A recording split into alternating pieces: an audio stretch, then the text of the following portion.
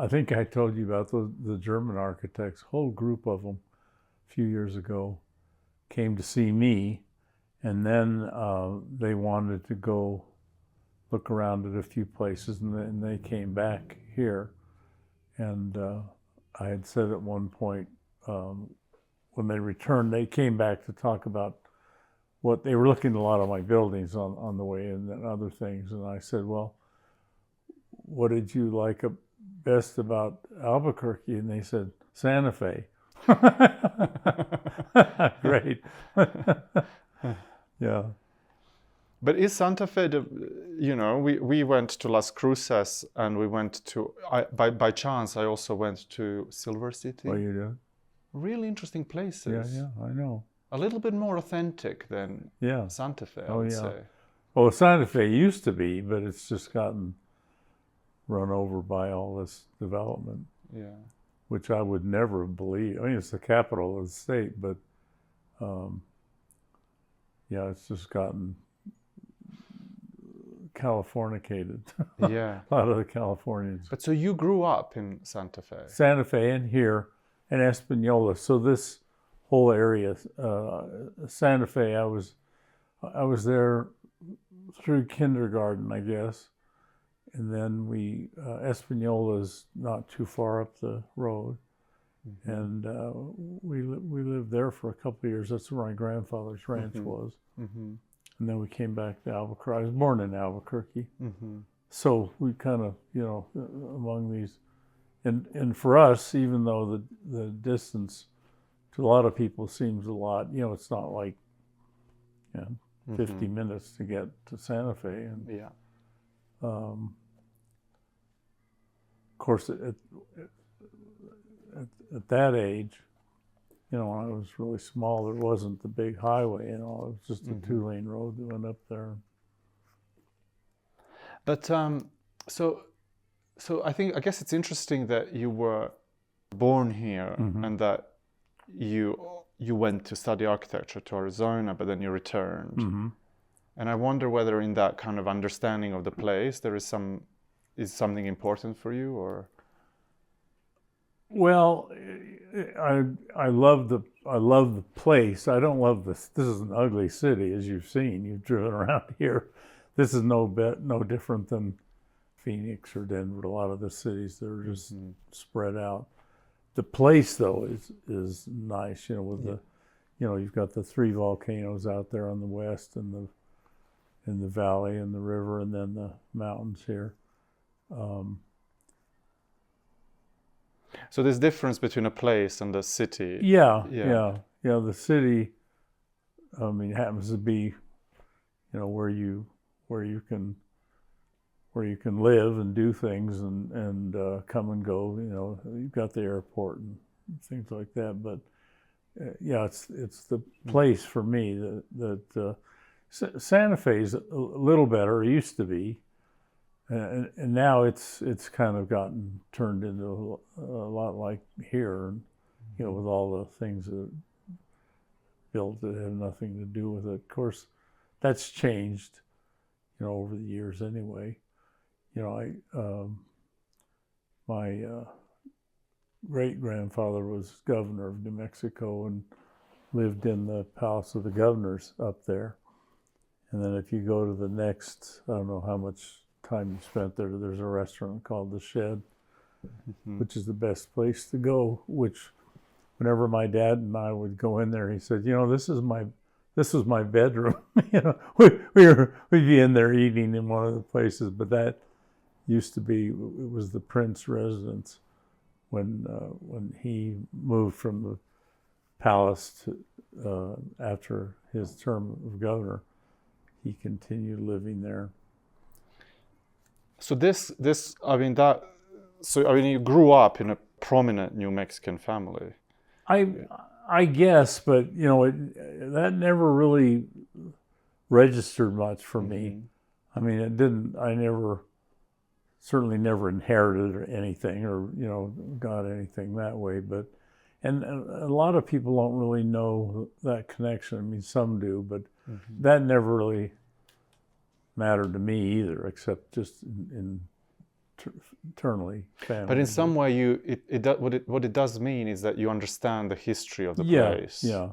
On a deeper level, Yeah, because it's part of the family history as well. And I appreciate it, and yeah, that's right. And you know, spending the summers on the ranch up there, north of Santa Fe and Espanola, you know, where there was no bathrooms in the house, no running water. You know, we got up early. You had to build a fire in the stove and get on a horse and go out to the we were always out hunting for the cattle, you know, who were out grazing miles away. So it was a great way to spend part of the year. But in a way, it's also perhaps what it did is you developed that relationship to the landscape. Yeah, I think so. Yeah, no, but yeah, I love the landscape. Certainly, that's what I mean when I say place. It's the place that was here. Here, you can't really, at least especially in Albuquerque, you can't really take that away because it's, you know, given the terrain, you can always see the mountains, and it's very quick to get there. And of course, you can go to Santa Fe around the backside, which is a better way than going up the freeway, but. And then there are people that I think I told you that George O'Keeffe used to say to me, well, don't tell people how much you like this place because they might want to come here, you know, just like she did. But well, she told people, or she didn't tell people how much she loved it? Well, I think eventually, certainly they knew. She was telling me, you know, encouraging me, don't tell, you know, don't spread the word around because, you know, it's bad enough as it is with people coming here. And she liked the fact that essentially it was her place. She had discovered it. And of course, she wasn't born here, which I was. So, you know, I really had an attachment to it. But so there are people that appreciated the place. Certainly a lot of the artists that went to Taos mostly came from New York and Chicago, and a lot of them stayed there. I'm sure you saw a lot of the studios, and so, you know, it's and on that, maybe since you mentioned Georgia O'Keeffe, I mean, that's her relationship to the place was different to yours, as you said. Yeah, you were born here, and she wasn't. And was that part of the attraction? I mean, was that something that kind of was part of your kind of friendship, or that kind of dialogue about place? Well, I think the appreciation of the place, that's certainly something we both recognized and appreciated. We talked a lot about the sky and the landscape, and you know, it's something that she very much appreciated.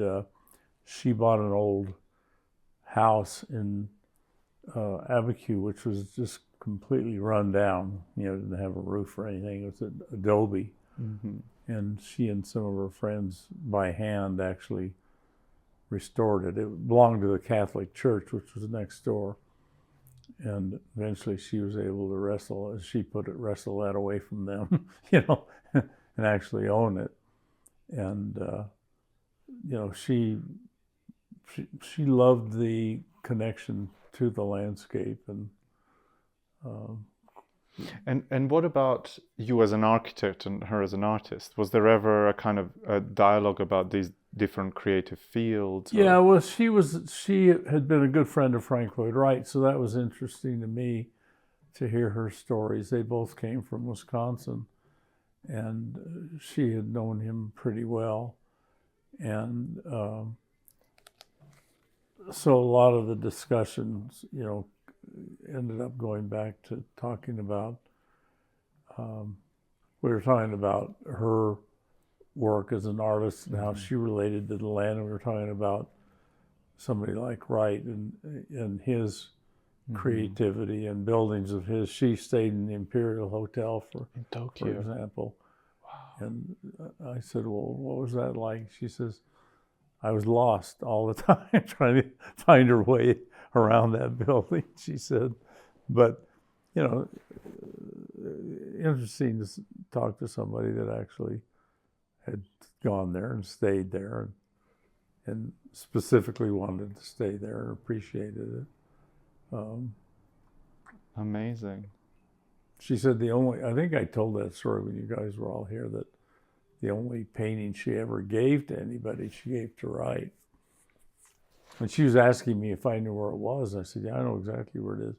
She said, can you get it back for me? I said, no, I can't get it back for you. Mrs. Wright was still alive at that time. And, you know, you'd never be able to manage that effort. Of course, as Lloyd Wright, Wright's oldest son, used to say about Mrs. Wright, of course, this wasn't his mother, Wright's wife at the end, and Lloyd used to say, if you want anything from her, you got to cross her palms with gold. So we arrive. So maybe we move from O'Keeffe to Frank Lloyd Wright. We'll come back to you in a way, but it's nice that this kind of thread is unraveling. Yeah.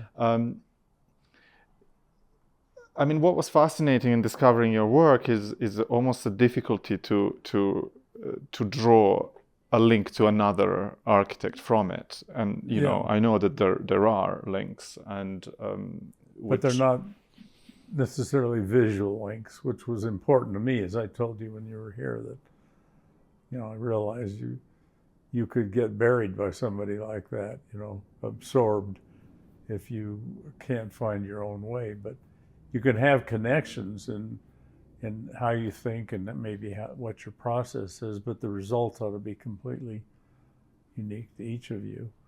But, you know, that's what I admired. I didn't admire him as a person. He's got a Trump personality, which is frustrating because there's somebody on the one hand that I admire so much for his work, and then the Trump side, which I despise, you know.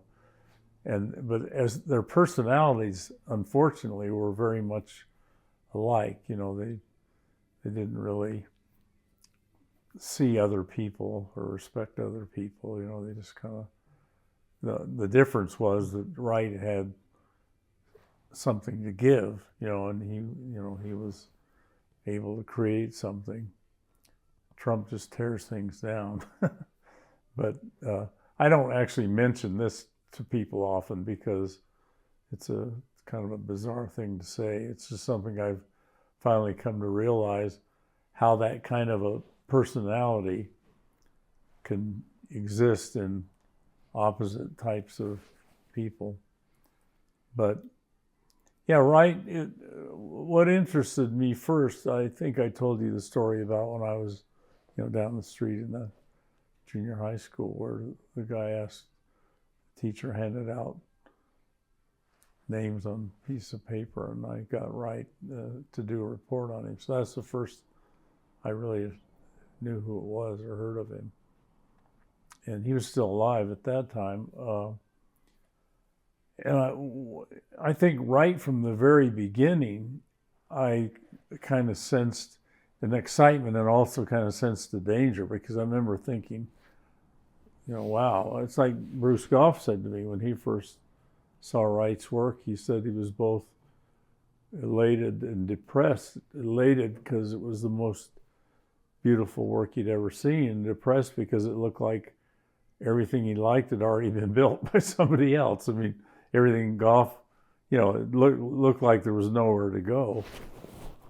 I mean, just today in the mail, Catherine Smith sent me a issue she did about Lloyd Wright's son. And, you know, there's he was born in 1890, but he grew up in Wright's studio in Oak Park. So he grew up under that very strong influence and became an architect, but he was able to break out and find his own way, even though a lot of times his work is mistaken for his father's, but it's very different. But in that moment when you had to write the report and write, did you like it? Were you fascinated by it? What were you fascinated by? Well, I was interested in the fact that it looked to be creative, individual work. It didn't seem to be attached to anything. I loved the native buildings, but not to copy, not to do again. I mean, I didn't, we lived in a house in Santa Fe, which just gave me the creeps. It was this little adobe house near the Capitol. I mean, it's all been torn down now, but, it was an adobe house. I didn't like the dark, I was only 5, but already, I had that. But I appreciated the work that I had seen that the Indians had done, and certainly appreciated the design work, the weaving, the pottery, the things they wore. It was all very exciting. Well, Wright kind of affected me in the same way. It seemed like this is somebody who is doing his own thing. He's not imitating classical buildings or buildings from Europe or somewhere else. And so I felt like that was important. And then just looking at the work at that time, of course, at that point you don't know much about architecture or even what it is, except I could see that this was something I kind of innately already liked. I mean, well before then I had been making drawings and building little models of whatever came to mind. My parents were kind of worried, what's this guy's, where's he going to end up? He's not playing football, he's not going outside. I was constantly working in the garage wherever we lived. So the garage was always filled up with my projects. And that was just coming from within, Nobody was encouraging it. My parents weren't discouraging it, but I think they loved to see the end of a project until they saw the start of the next one. And, But so you very early had an idea of a project. That is quite interesting. Yeah, very early. I was sent to, at the age of 7, in the summer, I was sent to San Francisco to spend the summer with my mother's mother, my grandmother. And I was building these little models there, just out of whatever. Shirts used to come back from the cleaners with pieces of cardboard in them to keep them stiff. I love those things because that was, free material that you could build things out of. So, and I don't know what it was. It was just something that I wanted to do. So, I didn't necessarily know at that point how it related to anything else or in the future, but. And, it was a while before I discovered that architects design buildings and the idea that it comes from your head was something that I related to Wright.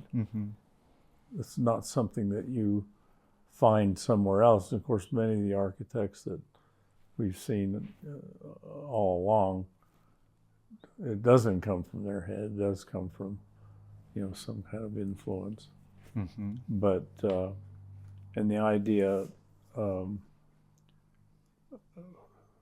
don't know, I guess I could see and write from one project to the next. They varied completely depending upon the situation. Now, people don't see that so much because they're so used to Wright's work as a body, and you see a building, it's Wright. But it doesn't really look anything like the one he did before that until the later years when they were really cranking things out.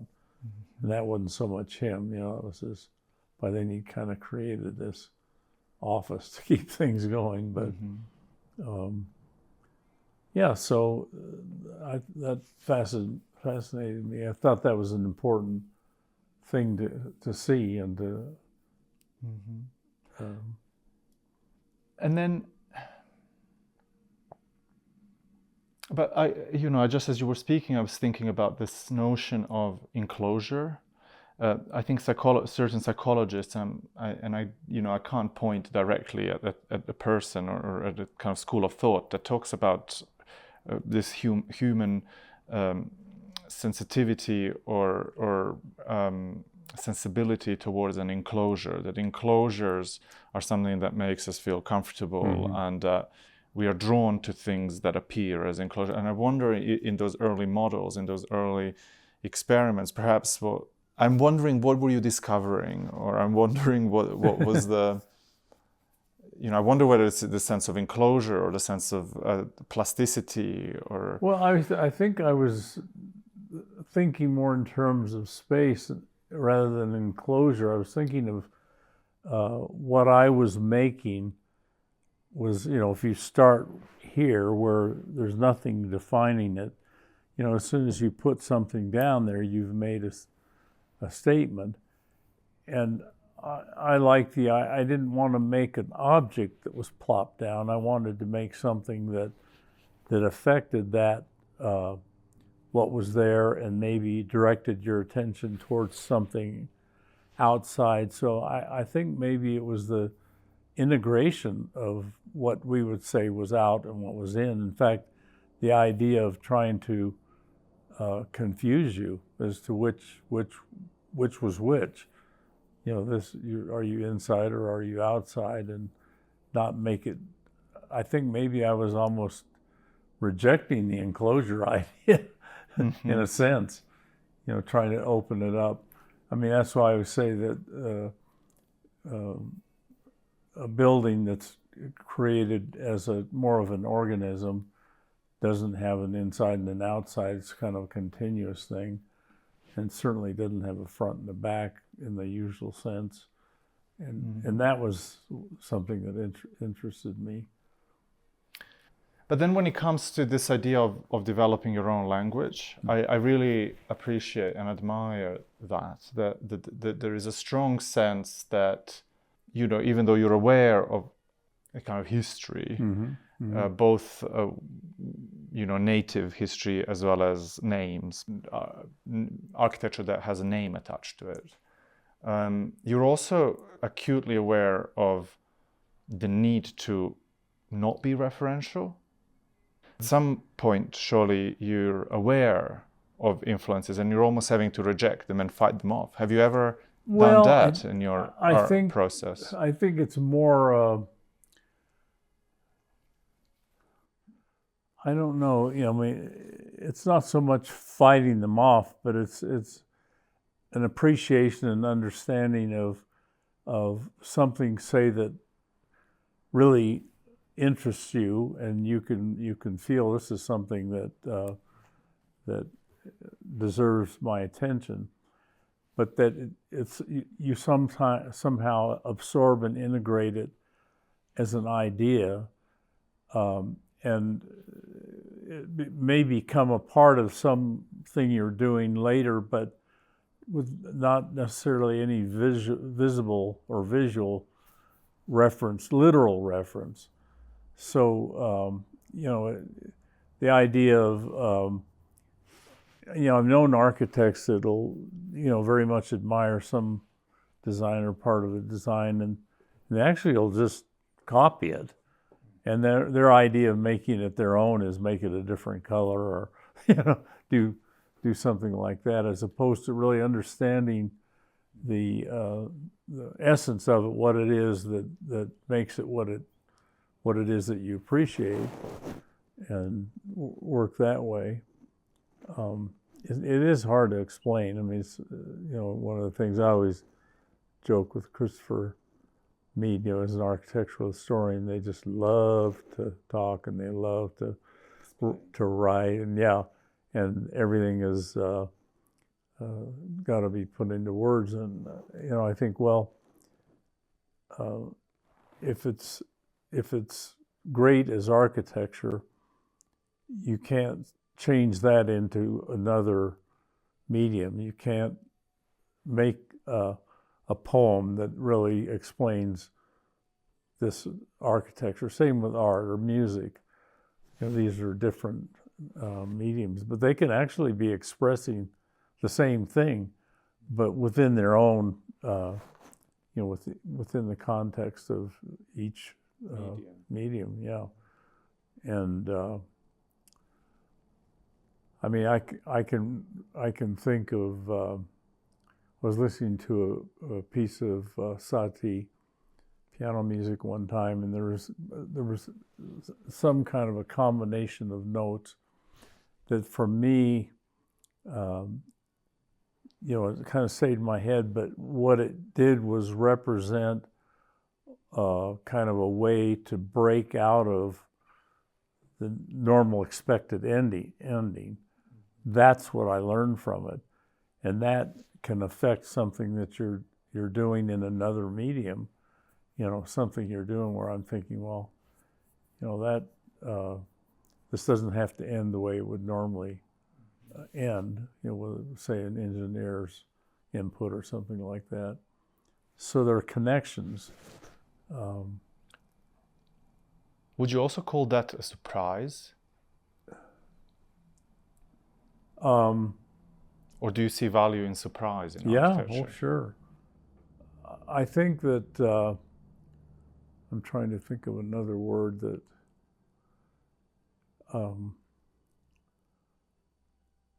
the idea that you are not, when you're creating something, you're not headed toward an end that you've already determined. Imagining. Yeah. That you're getting there through the process, and you're letting it lead you. It's not designing. I mean, people say, well, then so all you're doing, you're not designing it. Yeah, you're designing it, but you're not starting with a preconception. You're not trying to make it become something you've already put a form to. That you're letting that grow into what it ends up becoming in terms of it's a way of thinking. It's sort of like if you're designing something that I think a lot of times I'll tell the students if I'm talking to a client about their requirements, and I like to go out on the sites with them and talk about what they like, what they don't like about the site, and I'll say, well, say you were in your bedroom, knowing what you feel about a bedroom, whatever that is, where would it be if we were standing here? Of course, they usually don't know, but I say, well, what if you had your choice? Forget about what's holding it up or what's enclosing it. Just in space, would it be up here? To start having them think about it more in terms of, relationships between things, and maybe separations or maybe things that open up together, but without form. It's hard for them to do because people are very literal. It's like I said, they always end up figuring, if they had done a building of mine, how they would have arrived at it, and they assume you got there the same way. Like I saw something shaped like that. Somebody once told me, they came in here, they were real excited. Oh, I saw a building just like one of yours, and eventually they were talking to me about it. I went by it one day, and all it had was a small curved wall, and for them that was that's just like this, Mm-hmm. So there's no real understanding of the whole thing or the whole process. Is there also space for an important role? Is there perhaps also an important role of intuition in your design process? Are these decisions about where the room is or where the entrance is? Are these do you attribute them to certain logic, to certain dogma, or are they more intuitive? Not dogma. I think certainly intuition and logic. I mean, logic has, Christopher named, I think he called it pragmatics of space. When he first came up with that, I didn't get involved at all while he was writing. He's written other books about me too. I was thinking about that last night. Where are some of those that he'd written before this one? And this is actually a later version of this book. There must be an early one here somewhere, because they did first the hardback, and then when they got ready to do another edition, I said, why don't you make a paperback so that it's a bit cheaper. Yeah, it makes it more available. Students can get it, and then add more things to it. But yeah, it's a process that's kind of difficult to explain. I always say, it's a mental process. It's a thought-built kind of a thing where you're really thinking about it, and you're not limited by gravity. You're not limited by materials or connections or any of the codes. At that stage, you're really putting the whole thing together in a way that makes sense in your head, and then you begin. Architecture is a process of going from generals to particulars. And I always think of a triangle. Somebody says house, and you're way out here, and then you come in, and that's big house, small house. That's that house. And you get down to the point where you've settled on an exact thing, and students sometimes think that there's a solution to every problem, which isn't true. Or they think that this is the business of solving problems. Right. No, and there's no one solution. You could solve the same problem in many ways, but eventually you've got to make a decision. Each time you make a decision, somebody will say, "Well, why didn't you do that?" Well, that's because I did this. I could have done that, but I didn't. I did this. And why I didn't do that, I might be able to explain to them what the reasons were. I couldn't afford it, or it was something that was, whatever it was, because you're constantly having to make decisions if you're ever going to get anything done. Somebody was saying, well, so an architect is a perfectionist. I think the worst architects are perfectionists. I don't think you're not seeking perfection. In fact, it's never finished. I think any building, at any given point, it ought to be finished for the purpose. But I've had clients come back and say, we want to add something, and we know it's impossible because this is a work of art. And I'll say, well, yeah, it'll be a work of art once we finish. And then when you do that, they say, this looks like it was always here. Well, that's because it's part of the same process. And part of the same thinking. Same thinking, yeah. And this is something that wasn't part of what they thought they needed at that time. They later get more kids or lose kids or whatever their situation is. And so, Mises' idea seemed to be something where, the Barcelona Pavilion or a lot of the things which are beautiful, but, you really, that's it.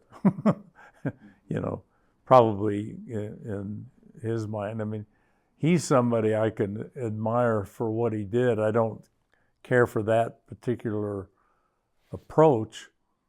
Of course, it was easily copied, which is why a lot of people really liked it. Of course, they ruined it. But you can appreciate something that you don't necessarily really like, but if you appreciate their process and what they were doing, and you can see that that's something that is worth your attention and appreciation, even though it might be something you wouldn't do. Or take somebody like Philip Johnson or somebody, really horrible architect who made money and, flitted around and who knows what. Somebody was in looking at my library one day, And that's just a fraction of my books, because that house is full of books, and through the whole house and in the basement and all over. But he happened to see two books next to each other, both written by Franz Schulz, who I don't know, but he's really he's a great writer. I don't know if you've heard of him, but he wrote a biography of Mies and a biography of Philip Johnson. And this guy was somebody from Taliesin that was coming through. Oh, I wouldn't have those on my shelf. And I said, well, I don't doubt that you wouldn't, but I'm not limiting myself like you are, because the fact that you say that means, you've pushed something out without even knowing what it is. And he said, but why would you have something like that? I said, because I'm curious. I do not like this guy.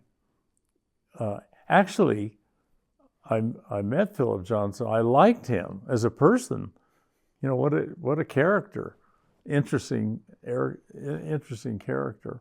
So that doesn't necessarily mean you're talking about the person, but the way of working and the way he thought about architecture was he said one time.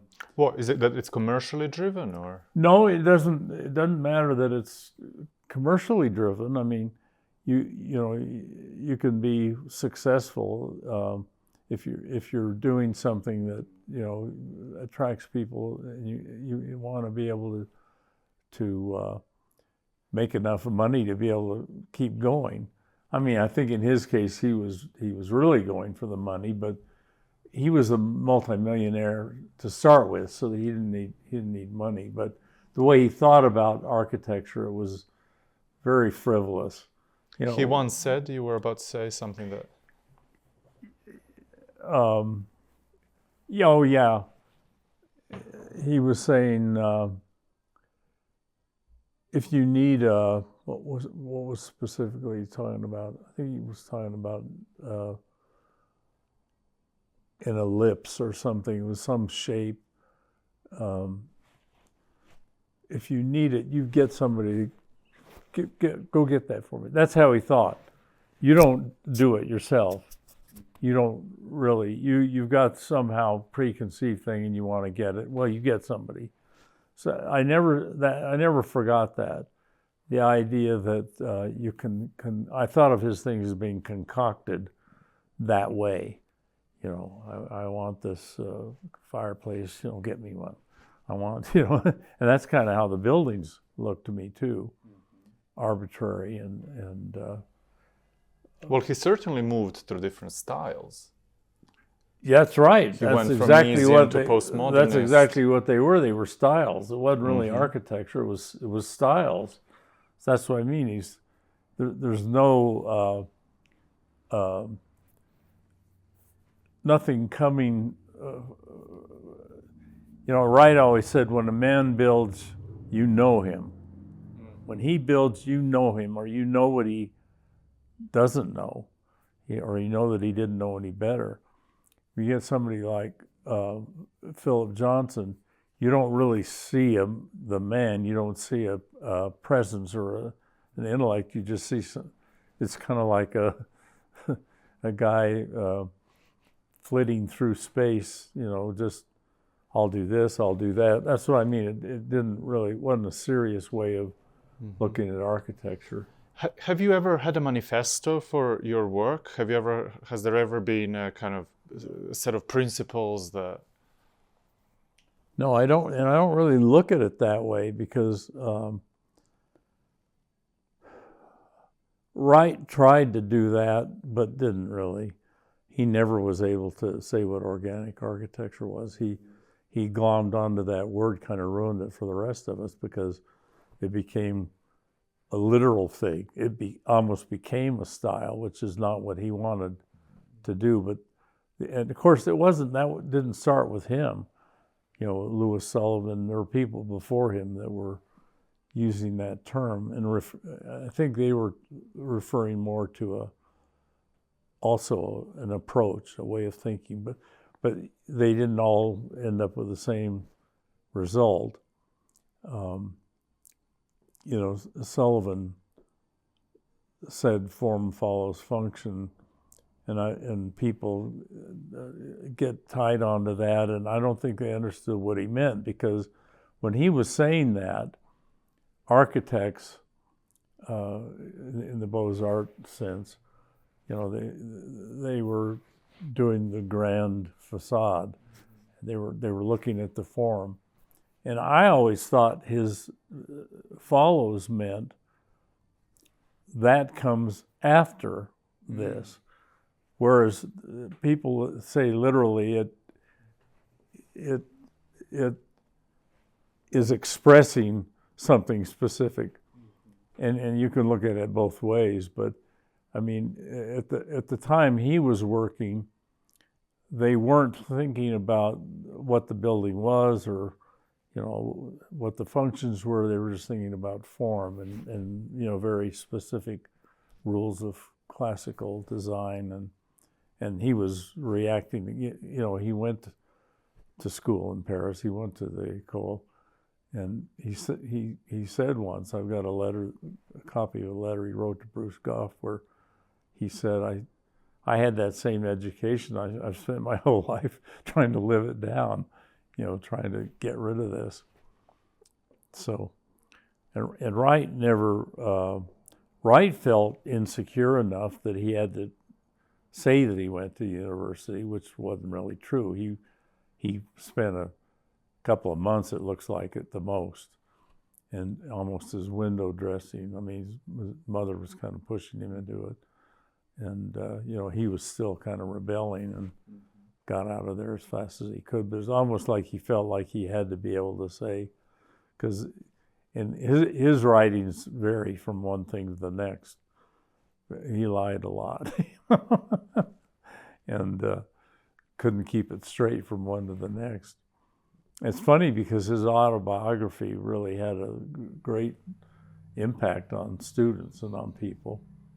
But it was half fiction, or well, a lot of it, and it was dictated. Mm-hmm. He didn't write. He sat there, and he had a secretary writing this stuff down. And it's funny because if you go, I've got all the various versions of it, and you can go through and see where she didn't understand what he said. So, but it'll be in one book one way, in another book another way, because it was a misunderstanding of what was being said, which people didn't pay any attention to. Do you think that was maybe the beginning of an architect being this media figure? Kind of, yeah. I think I'm not. I think he was very much. He didn't care. He always said he didn't care for Mace, didn't care for Gropius, he didn't care for Le Corbusier. But boy, he didn't miss a thing they did. And he could be very much influenced by what they were doing. Although what he did, it was something that sparked something in him, but when it came out from him, it was a whole different thing. When you look at Falling Water, which was very much influenced by one of Richard Neutra's buildings, and Neutra had come to work for Wright. Wasn't there very long, but and of course Wright later, that's another Trump quality. He'd really disparage people once they left. When they were with him, they were great. When they left, Lloyd Wright told me the story about, of course Lloyd was in Los Angeles, and Neutra and Schindler were out there. Neutra and Schindler both worked with Wright. And they put up an exhibition of what they called new work or organic. I don't even know if they used the word organic in that exhibition they did, but they had Richard Neutra, Frank Lloyd Wright, Rudolf Schindler, these three, Wright in the middle, and Wright became furious when he heard that this thing was up, because they didn't ask him. And Lloyd said, well, remember, Father, Christ too was crucified between criminals. Criminals, two followers, 2 imitators, whatever. Mm-hmm. Then Wright said, "Oh well, yeah, I like the way I you like put that, yes. that way." Yeah, but you learn. You can still appreciate what somebody's done. You can admire them, but you could also understand that some of the things they're doing maybe it doesn't make them a particularly good person, but somehow you're looking beyond that. In the case of Wright, I guess, unfortunately, there's where my argument falls apart, because that's what people are doing with Trump, which is, to me, a whole other story. It's like they've totally given up their minds and all their beliefs for this moron. Where at least with Wright, there was some real substance there. Mm-hmm. Well, there was an intellectual project. Yeah, perhaps. yeah, absolutely. Yeah. There were ideas involved, and somebody that was really creating things, and so. So Bart, when it comes to your own language, I mean, I don't want to ask as directly as where it comes from, but how does your language develop? Well, and I don't think it's a language, because it's ever changing. It's not like you're limiting yourself to A vocabulary. a specific vocabulary. So within, say, a certain way that you're working, you're tying things together. The next thing you do, maybe in the sense of thinking of it as an organism, is doing the same thing as a process, but the result is completely different. So I can tell a lot of times by the things other people ask me, or the things they say. I know when somebody saw that house that I showed you for Julia Fu, that model that's stretched way out. The long. Yeah, one of the guys that had worked for me for a long time, and when he first saw that, he says, first thing he said, "But it's white. It's how could that happen?" I said, "Well, that's what it wanted to be." I mean, he was limiting himself based on what he thought I would do or wouldn't do. Well, I didn't think you'd ever do anything that was white. I said, "Well, why not? It hasn't come up before now, but in this case, and there are a whole lot of reasons. I mean, it's not arbitrary at all, but hearing that kind of a statement or question always reminds me of the fact that people are seeing things through their own understanding of, if I had done that, this is how I would have gotten there. And that isn't the case. And a lot of times they're not trying to understand how you got there. So I can think of several different buildings where somebody's looking at it saying, well, obviously you were thinking of a snail, or you were thinking of some thing. No, that's not obvious at all.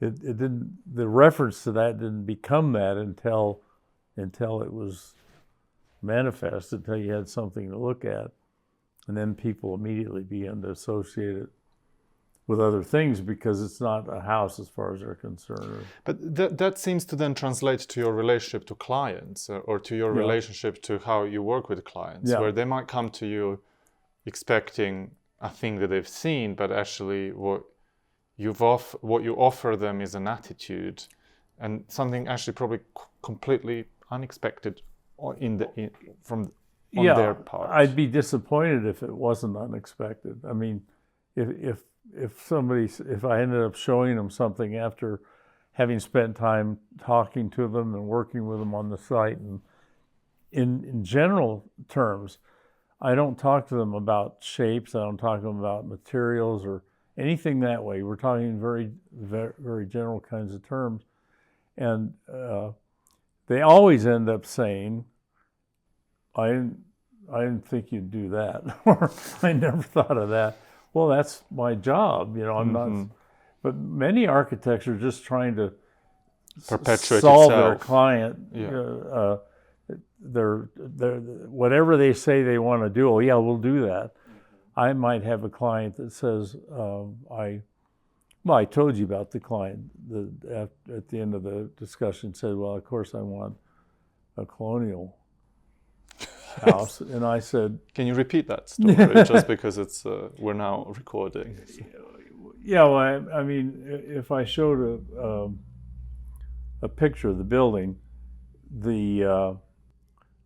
after a couple of hours of talking to them in general terms, we talked about the site and things they wanted and all that, and then at the very end, when she said, of course I really want a colonial building. Of course, my first thought was kind of an internal letdown and thinking, oh well, you could have told me that at the start, and I might have said, well, I'll send you to somebody. It's a good thing I didn't, because then I said, since we were that far into it, I said, oh, well, what do you mean by that? And as I said, well, I like high ceilings, big front doors. I like a lot of wood, and there were several general things that she said. And I said, oh, I can do a colonial. And they were very happy, and they were happy with the drawings and plans as they developed. And then, as I was telling that story to the students, that when I was standing out there talking to the contractor, looking at the building, and she walked up to me and she said, why does everybody call this the helicopter house? And I said, they don't know they're colonial. She said, oh yeah, of course. But how have you, through your entire career, managed to sustain those relationships? And that, because, as you say, many architects would very quickly just give the client what they want. Well, and also many architects will do 2 or 3 designs ahead of time and have them all ready, because they're afraid they're going to lose the job, and they're just trying to, I wish I knew what this client was thinking and all that. And I said, well, you should tell them what they're thinking, based on what you know. Don't be afraid to, you don't want to put it out there and shaking your hands and saying, does this look all right? You say, here's what this is, and this is why. And as I said, I always lead them through the same process that I go through when I'm showing it to them, so they don't walk in and there's a model and a big rendering and all this stuff, which, they don't know where to look. And then they start focusing on things that they don't understand. Whereas I sit down with them and I take them through, in school, they're always telling you label everything, be sure, which you should do. So that's not a bad thing. But you don't want to do that with a client. I don't want them to be able to get ahead of me. So if I'm showing them, I want them to follow me. And I don't want them to be saying, there's something else that's labeled. So you don't label drawings? Not Not at that stage. Yeah. When I'm showing them. I want them to see the process. Then we go to another sheet, and then finally. Do you turn the drawings over and Yeah, then you? yeah, they're always face down. And then the first thing I want to show them is what I turn over. And I'll explain to them, I always start with the site. So I start from way out here and begin to talk about how that relates to everything. And then I go the other way, from the inside. And so I'll explain to them where it is, how it relates to things, and then I'll take them on the inside and show them how that ties into these views and different things. And I don't, if I have a model, that's hidden away somewhere. So when I fly to California or something to show a client a project, I've got to always have something in a box or a case or something. They don't know what's in there. I don't want to set that out on the table and then start to try and explain it, because all they're going to do is stare at that they're model. gonna just get scared. You say, "Oh no," why is this? Why is that? But when you explain it the other way, and then you finally bring that out, or you show them drawing. Elevations are just pretty much worthless. I mean, we have to use them because to build things. In some cases, they're so hard to understand. Well, by anyone. no one ever sees world in that way. They never see it that way. And there are certain things where you might want to show them that to help explain, maybe at a later stage in the process. But it always depends on the individual client, so it's different for each one. I don't do it the same for everyone because it depends on their personality and and maybe what I think they'll understand. I think I told you with Christopher even, here's an architectural historian and he probably showed you the drawings that I first showed him. And those are actually them. So there were no drawings before those. I didn't have any pre-sketches. There's not an iceberg there where you're seeing the tip. Those are the first things I drew, and those are what I showed him. And that's pretty much what the house And ended that's up the being. house. That's the house, yeah. And I ended up giving them to him. I don't usually give clients, especially the very earliest original drawings like that, but I knew that would have some meaning to him. Well, he's a historian. He's an historian. Yeah. And of course, at that point, I think he had done some writing about me. He had done an exhibition at the university, at the museum, and some things. But when I showed him, there's one drawing in there, when I first showed it to him, it was the very bottom level, which is very rectangular. And I can remember, Michelle was sitting here, and he's there, and I remember him kind of going, because he said at one point, well, maybe I had hopes that, because he had a very small budget, that, something could, but it was just part of it that really didn't relate to what the thing eventually became. And then as I went up, he started to sit up, and then finally I got to the plan of the main space. And then when I showed him the elevation and the model, he realizes a very sculptural. But also that the plan translates into a section. Exactly, yeah. And that's when it became exciting for him. Yeah, well, I think he was excited even at the first things, except when he first saw those. The square. If you look at the bottom of it, yeah. Especially because, his budget situation and everything, and he wanted these extra bedrooms, and so they became somewhat of the base support of the main part, which came above. But I would present something to another client in a completely different way. I mean, usually it's that same kind of a process where I make them follow the way we had our discussions. But do you show diagrams, or you just show? No. And I don't ever show them anything before this. Mm-hmm. As we're going along, during that time after the very first meeting, sometimes I might call with a question about function. What would you need literally in this situation, or would you want these spaces separated, or do you mind if they are? But Bart, you couldn't have possibly done that from the very early stages of your career. Is this something that developed? It was pretty. As a methodology? Yeah, it is something developed, but it was pretty early because, even in school, I got a reputation among the students and faculty of being able to do these things very quickly and without any apparent process, evidence. Yeah, evidence for them. And in fact, I'm the only person I think they jumped to me from first semester, third year to second semester, fourth year.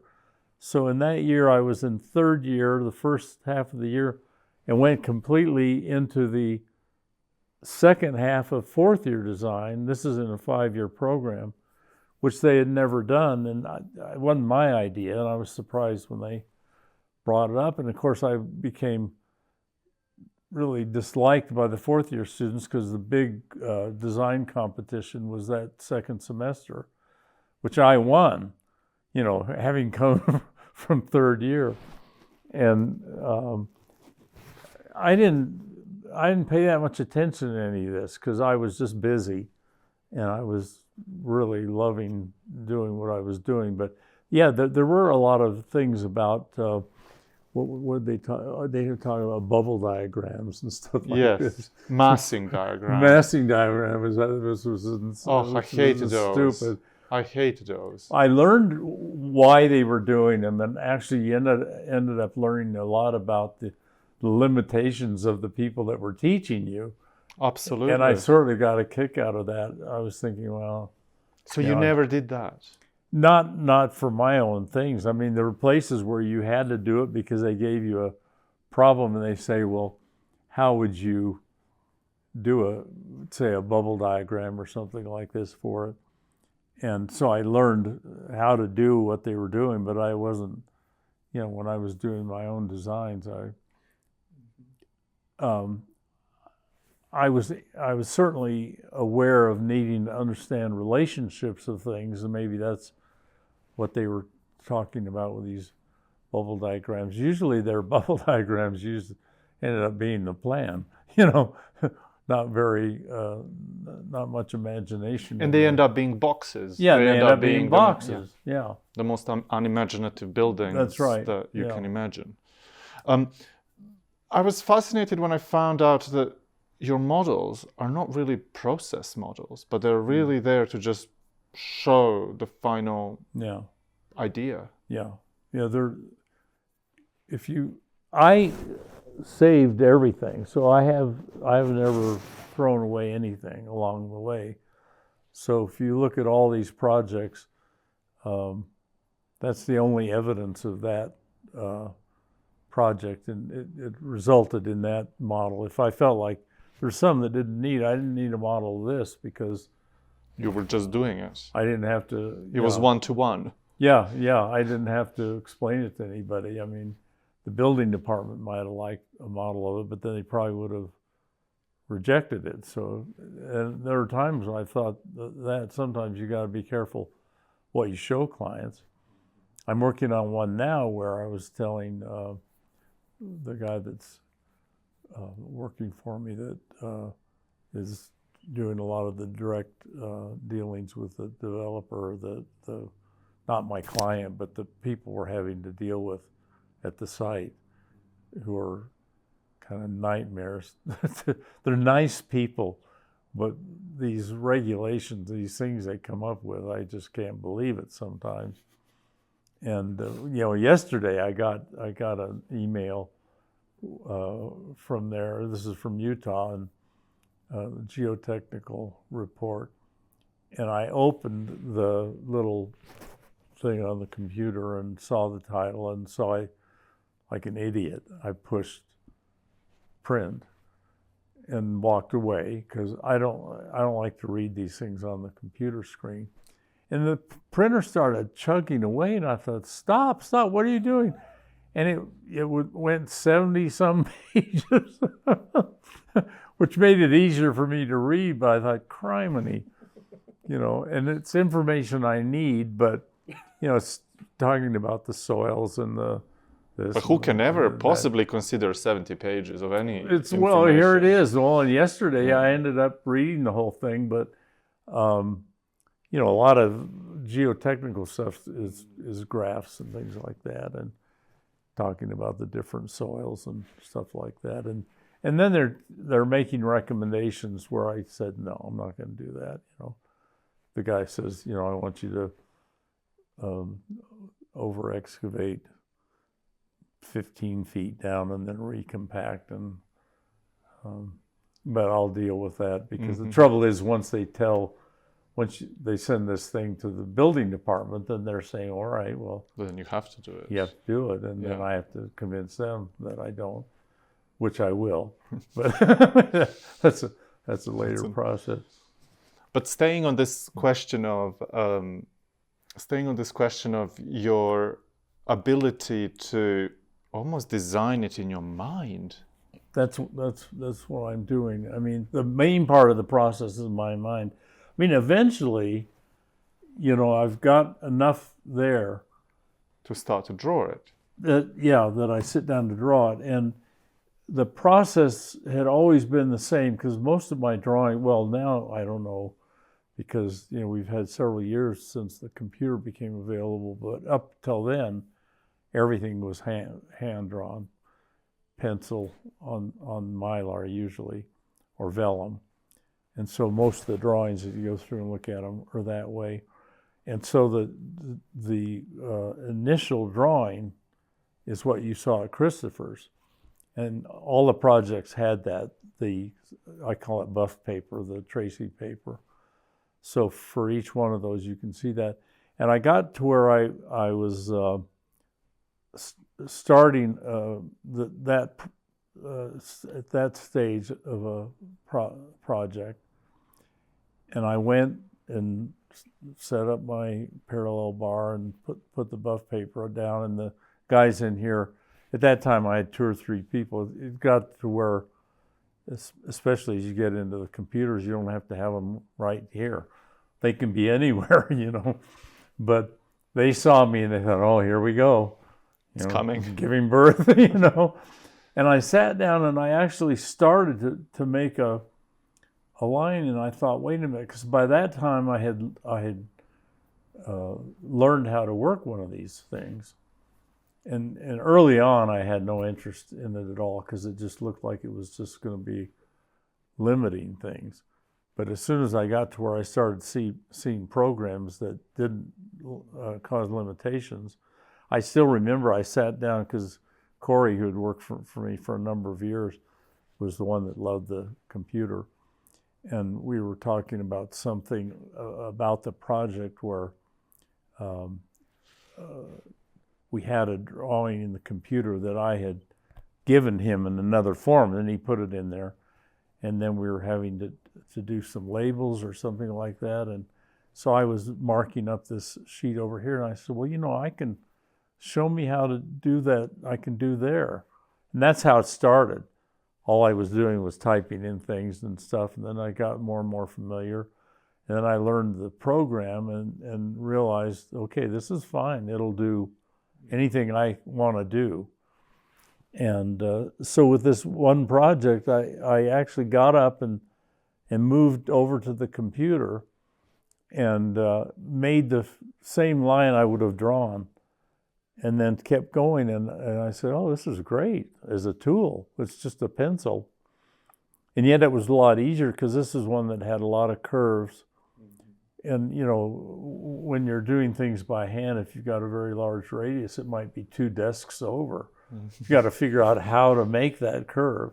Mm-hmm. When we built Christopher's house, I actually made drawings, because there you couldn't get far enough away to have a radius. So I had to make a graph that made that. That sets out the radius, yes. Pinpointed it. Mm-hmm. But so I wasn't against the idea of the tool. It's just, as long as I thought it was my enemy, I wasn't going to limit myself. But once I began to realize through the same process I do everything, and I said, well, this is great. But one thing that fascinates me with that ability of yours to be able to almost 3D model the building in your mind and then start is scale. I mean, we can imagine shapes, but to have a sense of scale in that space that is in your mind, I find that really Well, I do, because that's really important. And structure is really important at that point too. It's not something that's, a lot of architects make a drawing, they hand it to an engineer. Say, figure out how to hold this up. Yes. Well, I would never do that. So it's not just the form, but it's actually that everything fits together. Yes, as buildings do. By that time I'm thinking structure. of what the structure is going to be, and I'll show that in those drawings, and that way it all works together. I think I was telling you that when I give a drawing to my structural engineer, I show him what the structure is, and I'll tell him, actually I'll show the sizes of things, and usually it's pretty much right there. But you know, as we were saying, when you're doing like the museum in Los Angeles, where, you know, I've got the City of Los Angeles Building Department, I've got the County of Los Angeles Building Department, County Fire Department, City Fire Department, all these entities you've got to deal with. You've got to have these consultants that are, you know, dealing directly with them, and that are, you know, where the engineering of connections and all those things are worked out. I know how to do that, but you don't have time. You know, I never learned to use the slide rule. You know, when I was in school, there weren't any calculators or anything like that. And in structures class, everybody had these slide rules. And if you looked at on a test, for example, if you looked at my structures test, this is just solid by hand, you know, calculation, where these other guys were going like this and writing a number down. I don't know what it was about the slide rule that it just seemed like an odd kind of thing, but maybe that's the way my mind works. I don't think in terms of who else might have done this, or how could I get it somewhere else. I always think in terms of, you know, how can I do it? I don't know if I told you the story when we were talking about the computer. I was doing a drawing where I needed an ellipse. Well, I learned mechanical drafting, so I knew how to make an ellipse, you know, to lay it out, and I was over on the computer and I did it that way, you know, with the 4 centers and everything else, and I told one of the guys working on it, I said, "Look at this, it's beautiful." And he said, "Well, what's the size and what's the angle?" And I told him, and he went, "Dump, dump, dump," and pushed the button, and one popped up right next to mine. Would never occur to me to do that because I'm making an ellipse, so I'm going to create it. You're crafting an ellipse. Yeah, I'm crafting it. I love the fact that he could do this. Yes. But also it bothered me that he didn't know what was behind that. He didn't know how to do this. Even if you're going to do that, you should know how to do this. But yeah, the idea of trying to find it somewhere instead of doing it. And I don't think of all the different examples, but they come up all the time where I realize I'm thinking in terms of not finding somebody else who makes one of these. I mean, you know, whether it's a spiral stair or some specific thing in the building. I designed one, and sometimes it's the guys working for me or the contractor says, "You know, you can buy one of these." You know, if it's something that, you know, has to do with engineering or something like that, maybe makes sense just to go get one, but I don't think of it that way. I mean, what technology is doing is, and it's particularly with AI, the intentionality of the creative person is being diminished. Disappears. You're kind of constantly assessing things that are produced by the machine. So, you know, your co-worker, your colleague was kind of assessing the ellipse that the computer produces, and then they're kind of able to find something that feels right. Whereas you're actually crafting an ellipse yourself. Yeah. And this is what AI is doing. It's always giving you things that it thinks that you want. But you're always kind of there thinking, well, that's not quite what I want. So I think if you have an intention, then it's harder for you, actually, if you have a clear vision. Yeah. Well, it's easier for me because that's the way I do it. So I don't even think of it as being harder. I've had the other day, one of the guys was asking me about one of the buildings I did up in Northern California, and this question about how they look, they're, I can't believe, I've got somebody working for me that was born in 2005 or something like that. Like some of my students. Yeah, or even in this case, it was born in 1977. I thought, criminy, well, that's not so young, but we were talking about a certain part of the building, and he said, well, how did you, I'd have to show you the building. It's one that's kind of a series like that, and it's got 64 beams essentially, and they're all different. And he said, well, how did you do that? And I said, well, I drew them. 64 of them? Well, yeah, I had to. If I could have done 62, I would have. I needed 64. He says, you drew them? And of course, by hand, I drew them. And when I handed the drawings eventually to the contractor, it ended up saving us a lot of money because he said, essentially, you've done the shop drawings for these. Yeah. And I said, well, I had to because I don't know that I can trust them to do it. If I wanted to come out what we're talking about, then, there was, I think I might have told this story the other day about the house I did in California for Price, the same price that Frank Lloyd Wright did the Price Tower for. It was the son of him. And on each sheet, there's a very complex plan.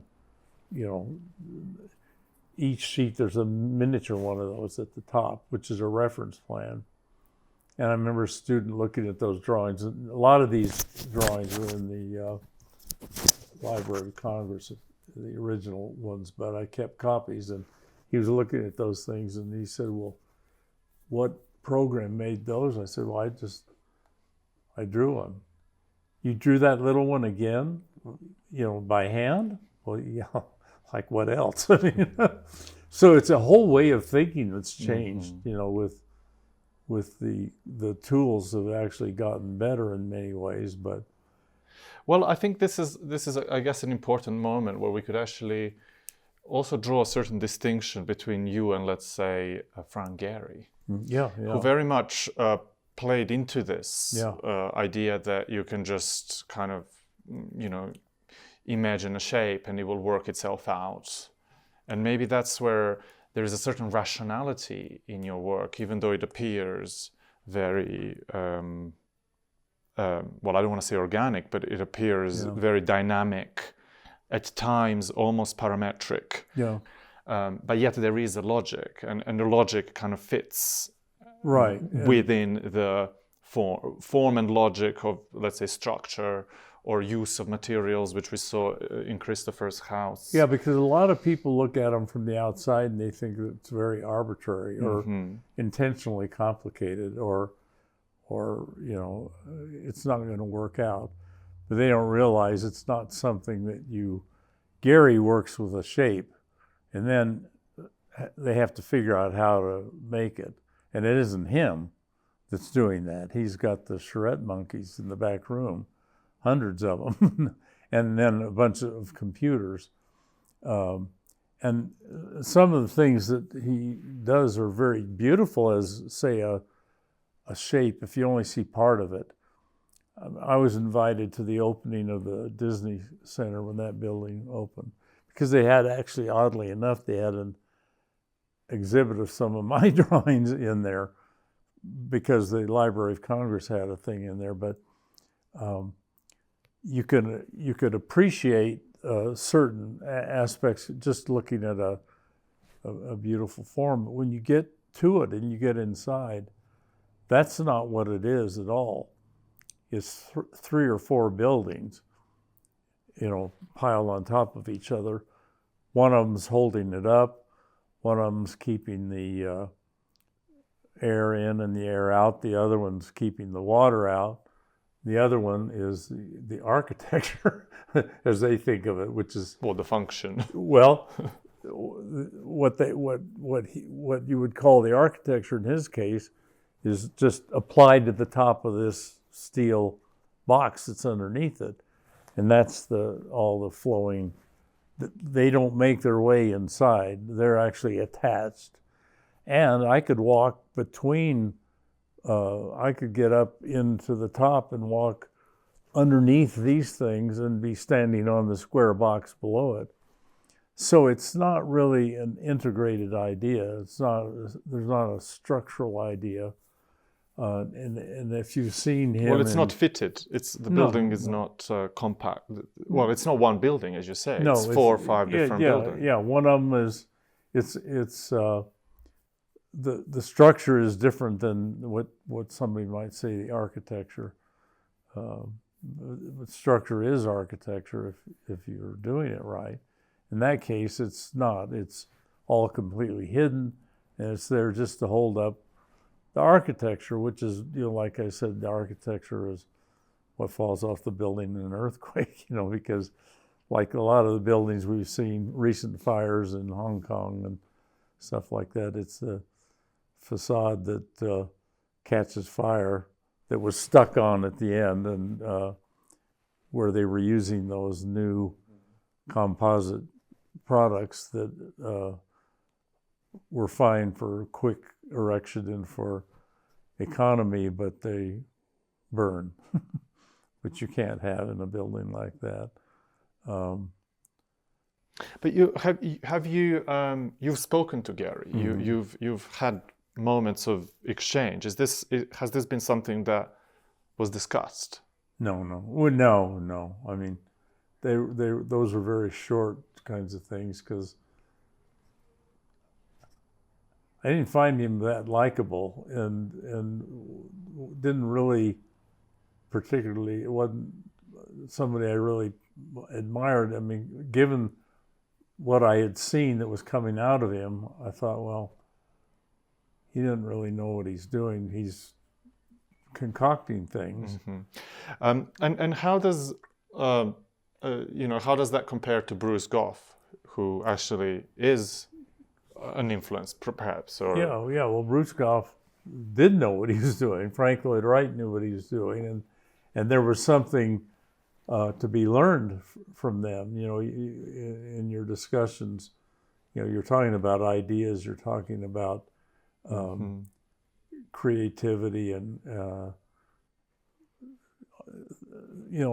all the way down to the finest elements of design.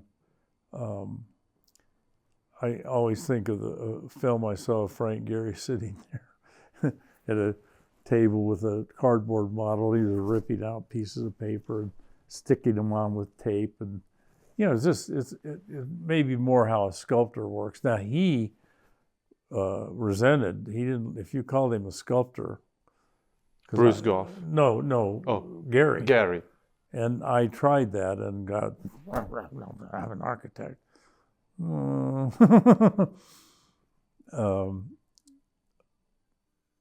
He had. He's Gehry very much influenced by some of the later pop artists and sculptors and people doing big work and just looking for effect, not so much thinking in terms of. I mean, even in that Disney Center, it's got a standard hall in there. Giant box. I mean, they did it nicely, but it's a rectangle. It's completely hidden from the outside. If you go around to the other side of the building, you've just got a regular building with little windows in it. I mean, people won't see that side. Same with Bilbao and some of the other ones. It all just seems so arbitrary to me. And what's funny is that somebody will look at my work and sometimes say, well, it's just arbitrary. No, it isn't. This is resulting from a very specific intent. But it's also integrated. The questions of structure and material are actually part of the... But they see arbitrary because they can't imagine how you could do this and not just have it be something that's jumbled together. I think we should touch on Bruce Goff as someone that you've been in dialogue with, or the work of which... knew for years, And knew for years. And what have you taken from that, let's say, creative relationship? Well, it's these general things that we've been talking about. It's the process, it's the way of thinking. It's not specifics of form or detail or anything like that. I mean, that's there and we can discuss it and the understanding that it's a different situation for every building. Wright used to say that there should be as many kinds of buildings as there are kinds of people, but he never really did that as literally as Goff did. I mean, and I think more that way too. That because with Wright, especially you look at a lot of the little Usonian houses and later things. It's a lot of them is doing pretty much the same thing. Repetitive, beautifully done, but repetitive. So they're not. And of course, many of those later ones, Wright wasn't that involved. I mean, it was people working for him. They try to kind of hide that, but I mean, it got to where it was a fairly sizable office in a sense, not a very orthodox office, and that's where he started. He started in a big office with Sullivan, so that may have been a good thing for him. I don't know. Goff did too. They started in, the kind of the standard, typical kind of office, and that could have been a damaging thing. I mean, Goff realized that as well, but it turned out, he was able to make that transition and not get locked into the typical architect's office kind of situation. And same with Goff. Well, I guess good architecture comes from a certain rejection of certain prescribed forms of practice. I mean, you have to reject some of those conventions or traditions to actually do something innovative or new. I can remember being in school, and there was a course called Pro Practice, Professional Practice. They still call it that. They still call it that. I took it, and I guess I learned some things, but I never really quite believed it. I just, I thought, well, I just might not do it that way. I mean, what they were telling me was really right for staying out of jail, and that's mostly what they were doing. Yeah. And most of those guys teaching those classes had escaped from practice to the safety of the university. Most of them had never done a building. We had the obligatory professor who had the dog-eared photo of the house he did for his mother. There's always one of those guys. The only building he ever did. And it's in every lecture. It's every lecture, and usually not a lot to say about it, but and then there's always the guy that talks about the lawsuits and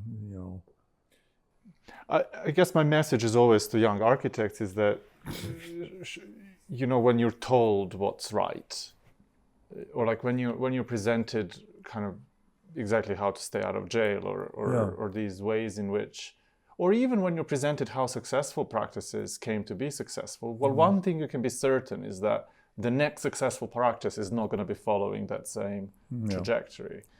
Well, and what is successful? Yeah. I mean, that's the the other question. thing. I mean, Yeah. I'm more interested in results. Show me something. Don't tell me what you've done. Just let me see. And that's what I always liked about Wright's statement. When a man, of course, when a man builds, you have him. You know what he knows, or he didn't know any better. In a sense, it's really true. Don't tell me about all the things you've done. Just show me one thing, and I'll know who you are. Or by looking at that, I can tell. Well, there's a mind here. Might not be something I would particularly like myself, but I could appreciate it. And this came from this person, as opposed to telling me all the. Building me up with a lot of talk, but it's eventually got to result in show me. Mm-hmm. Well, I hope that people that watch this will actually go and look at your work, because maybe we haven't shown it as much as we've spoken about it. And I think obviously what's fascinating is all the people that you've met and interacted with and had conversations with. So that's, and one of which, maybe just kind of final name that I'll throw at you is, I was fascinated by the kind of unlikely interlocutor that you mentioned last time to us, and that was Louis Kahn, that you spent. That you spoke all night. Or... Yeah, we started talking. He had given a lecture, which I went to, and then afterwards I went up and talked to him, and then it kind of worked its way, because at the end of the lectures, when I give them, I'm always surrounded by all these people, and it's hard to know you're signing things and you're answering questions, and little by little they drift away. And so it was the same kind of thing. And then we went and sat down somewhere to talk, and And what did you talk about? Well, we were talking about some of the things he showed were buildings that I knew, and sometimes general things that came up. So it's hard to remember all the specifics. I told him about, at one point we were talking about one of the buildings, and when he leaned back and he says, "Well, I asked the brick what it wanted for breakfast, and it said arches." I just remember at the time thinking, "Oh, this is an odd way to talk," but I knew what he was saying, because. But he's also repeated that. Yeah. Oh, yeah. Yeah. Well, that was the first I heard it. It happened to be from him, not in a book or anything. And I understood what he was talking about. And he didn't always, as with Wright, as with many people, he didn't always stick with his own statements. Goff was telling me about, he was visiting Wright one time, and Wright was busy with some things, and told Goff, he said, "Bruce, go take a look at this little house we did. It's not too far away."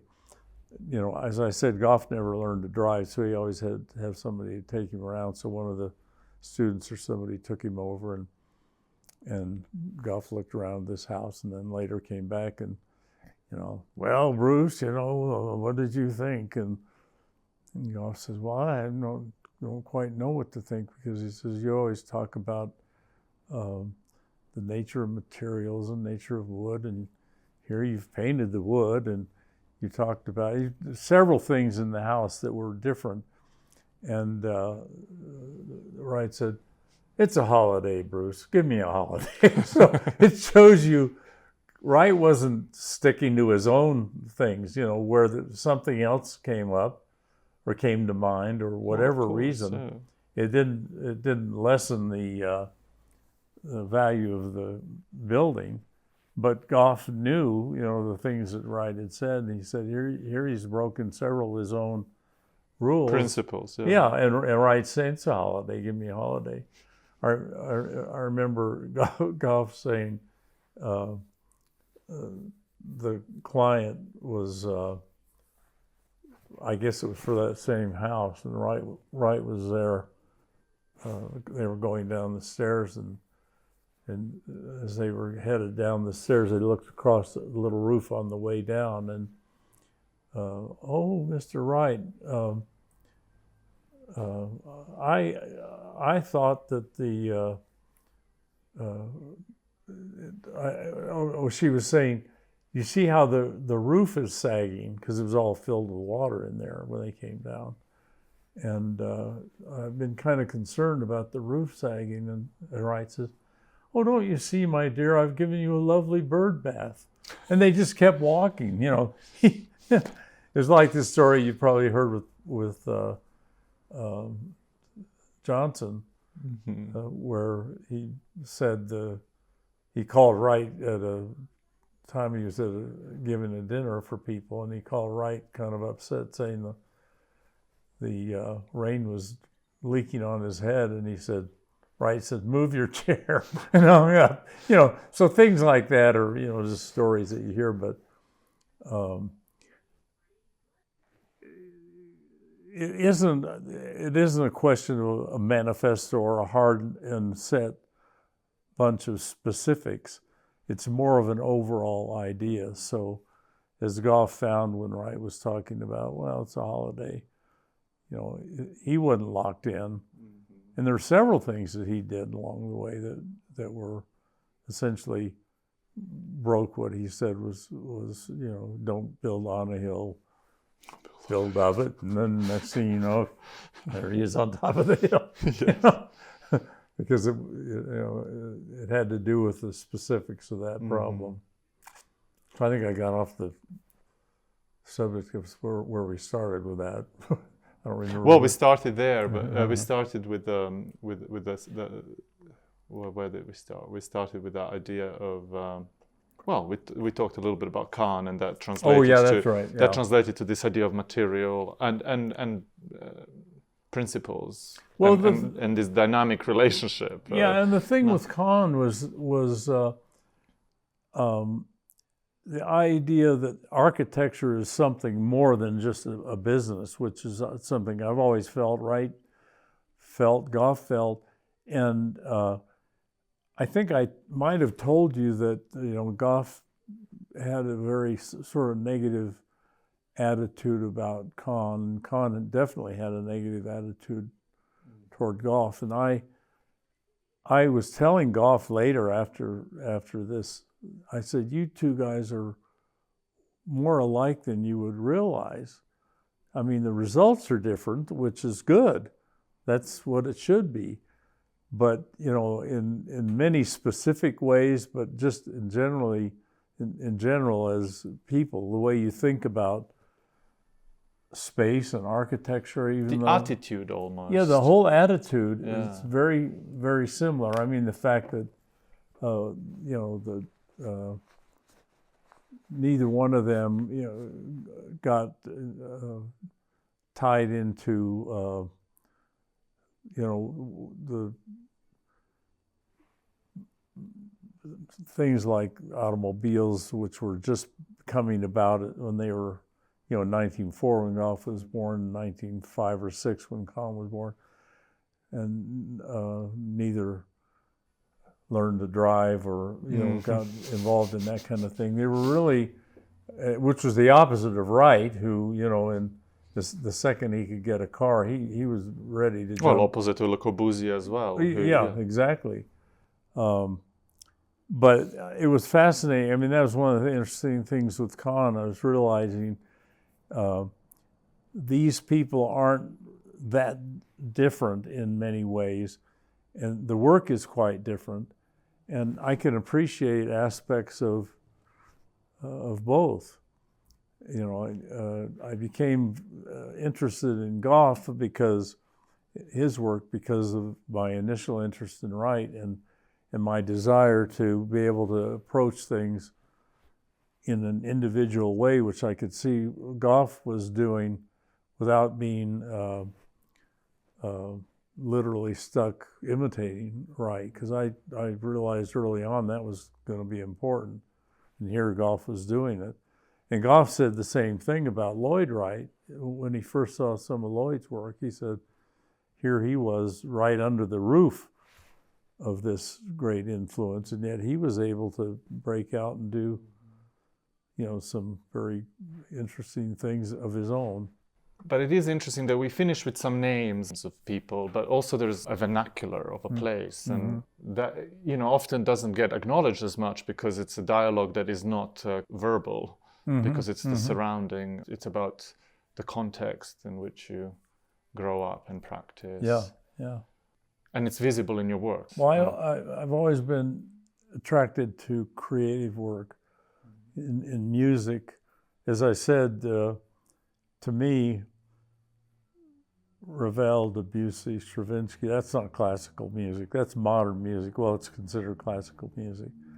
It's hard to get very worked up or interested in Beethoven and Mozart. I mean, there's some great, I can appreciate them as being great composers, but it hasn't got what I am attracted to in terms of, really a new creative approach. And it's the same with painting or poetry or architecture. You get to where you know it. It could be something that's different than anything you've seen before, but Well, it's this idea of excitement and and playfulness, and it's what's behind it, that you're appreciating. Goff used to say we'd be walking along, headed for dinner or something, and go by something that's a little interesting or unusual, and he'd say, somebody had an idea, and that's what it comes down to, an idea and being able to express it. And there's somebody behind that. There's a person behind that. And, in some work, I might look at a building and I don't see a person, I don't see a mind there, I just see a committee. And when you look at something, or you see a set of kind of taught, kind of conventions. Yeah, you know exactly what it came from. Yeah. Whereas with what I'm talking about, there's somebody had an idea, and there's somebody interesting behind that, and someone who was thinking. Somebody's thinking, and that's why I say with Kahn. I mean, some people were really surprised that I would even go to that lecture, but it's like the guy that questioned the books I told you about. I can admire Mies, not in the same way I do Wright and other people we talked about, and didn't admire Philip Johnson. But here's Schultz wrote these great biographies of both of them. In the one case telling me I see what's behind the one I admire, I see what's behind the one I don't. And sometimes, you can become interested in learning about the things you don't like. For one thing, you're finding out why. Why is it? Yeah. And with the things that you do appreciate,